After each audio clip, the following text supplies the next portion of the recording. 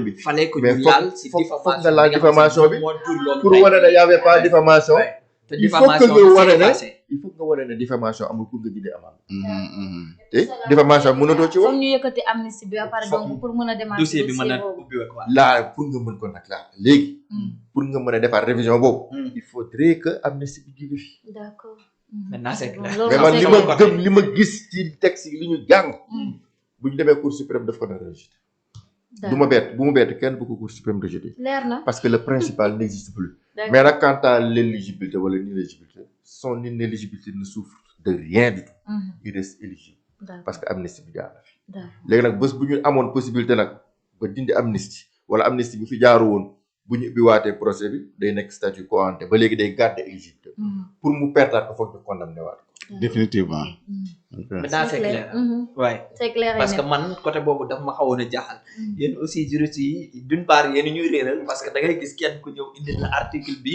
nga gis keneen ñëw daal la article bi tel mais alinéa tel à la fin non parce que en fait ñu ci bëri soit nit ñi bu ñuy analyser soit da ngay analyser parce que da nga ànd ak Ousmane Sonko wala kii day analyser parce que dafa contre Ousmane Sonko exactement léegi souvent juristes yi noonu la ñuy réfléchir ou bien l'avocat mooy wax l'avocat aussi ce sont les intérêts de son client qui l'intéresse exactement non il défend ça mais quand le gars est objectif maanaam ngay basé wu ci texte yëpp képp kuy basé wu ci texte situation bi da lay xaw a jaaxal tuuti parce que da nga naan mais nan la mën a nekk c'est pas donné moo tax ça va peut-être accroître notre culture juridique man j'ai hâte de voir ce que la Cour suprême va dire moom la ñëpp di xaar moom actuel te xam naa ne moo nar a marqué nag l'actualité judiciaire bu 2026 inchallah en tout cas ne soyez pas surpris que la Cour rejette li la ñuy wax naan y a des hommes de droit et des politiciens de droit moo tax gars yi di réer souvent maintenant c'est clair merci beaucoup mais bon monsieur Mané tamit su fekkee may ngeen mi ko benn lu gàtt rek parce que tamit gis nañu le président Diomaye ci discours bi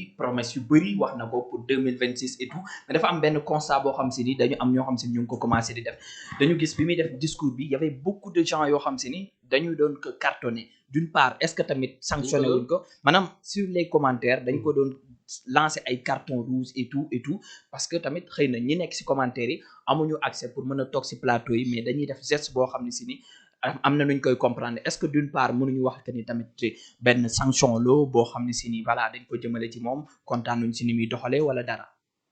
waaw xam nga Sénégal dafa nekk pays bi nga xam ne bon. la liberté d'expression nit ñi dañ koy yóbbu fi nga xam ne pour man yegg waru fa yegg. parce que bon le président Diomaye quand même il représente la première institution de notre République. Et par rapport je pense que par rapport ak fu ñu jëm. ñu yegg fa te réussir ci. kenn gën ko bëgg. par rapport à l'intérêt supérieur de la nation. maintenant nag bon xam nga tey ñuy rouge ak ñuy jaune. ñëpp xam nañ lu koy tax ñu koy def. c'était par rapport au problème yi nga xam ne. absolument am na jamono ji ak son ami Ousmane Sonko. donc man c'est une relation bi nga xam ne fekk na leen. en tout cas ñoom ñaar ñu nekk ci jàmm. nga fekk leen ci parti bi. dem bàyyi leen ci parti bi. xam nga loolu ça veut dire beaucoup de choses. ñi nga xam ne nga ñëw fekk leen ci parti bi. dem bàyyi leen ci parti bi ñoom ñu ko ñaan. ñu may wax ñi ragal ñuy wax bi dañuy dem bàyyi leen ñu ànd rek. parce que nul n'a intérêt personne ci Sénégal képp c'est-à-dire même les opposants maa ngi dégg Pape Djibril mu koy wax nañu continuer ànd ils ont l'obligation d'être ensemble ils sont tenus d'être ensemble parce que tey kii bu définir politique dafa am ki nga xam moo koy exécuter ils sont tenus d'être ensemble donc man mënuma dégg ñu naan ma dislocation am na wala rupture am na ci seen diggante mënuma ko dégg parce que je me dis qu'ils ont l'obligation d'être ensemble maintenant je disais tantôt que tey parti bi dafa am ki nga xam ne moom rek la ñuy déglu parce que parti bi nga xam ne moom la ñuy déglu mooy Ousmane Sonko moom moo war a arrêter ça à travers une communication mais une communication très sincère dire na nit ñi arrêter stigmatisation bu ñuy stigmatiser Diomaye dafa war a jeex parce que déjà réforme yaa ngi ñëw kenn xamul lu fa nekk donc nit ñi dañoo war a arrêter nit xam naa yi ni ma gën a dégg olof xam na olof xaw ma muy wëris kenn xamu ko je pense que am na lu ma ci bëgg a wax en tout cas mais